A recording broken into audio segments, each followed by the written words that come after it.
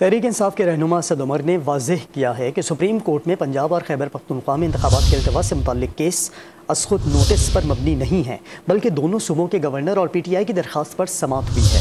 عدالت کے باہر میڈیا سے گفتگو میں فواد چودھری نے خبردار کیا کہ 2 وزیر اعظم پہلے ہی نکالے جا چکے ہیں۔ عدالت کا فیصلہ نہ ماننے پر تیسرا وزیر اعظم بھی گھر جا سکتا ہے۔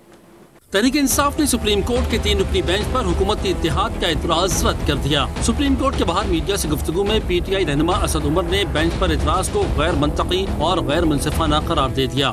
وہ 5 رکنی بینچ جس کے فیصلے کے نتیجے میں پی ڈی ایم کی حکومت معرض وجود میں آئی، جو اس بینچ میں بیٹھے ہیں، یہ تینوں جج اس بینچ میں بھی بیٹھے تھے۔ سو موٹو کے اوپر ایک بہت بڑا انہوں نے اعتراض اٹھایا، حالانکہ یہ کیس تو سو موٹو کا کیس ہی نہیں ہے۔ Speaker Punjab assembly, speaker Khyber Pakhtunkhwa assembly اور سیکرٹری جنرل پاکستان تحریک انصاف یعنی میں، ہم مدعی ہیں، ہم نے پٹیشن فائل کرائی ہے۔ شاہ محمود قریشی نے امید ظاہر کی کہ ملک کی سب سے بڑی عدالت عوام کو ان کا حق فراہم کرے گی۔ پوری قوم منتظر ہے کہ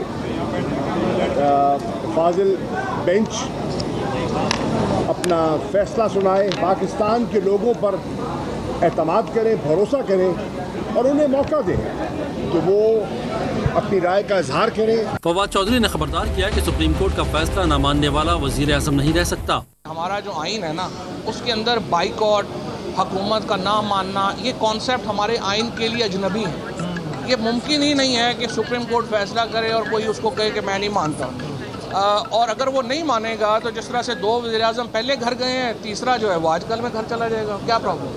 پی ٹی آئی کی قیادت نے اس عزم کا اظہار کیا کہ پوری قوم سپریم کورٹ کی پشت پر موجود ہے، عدالت کا فیصلہ ہر صورت میں تسلیم کرنا ہوگا۔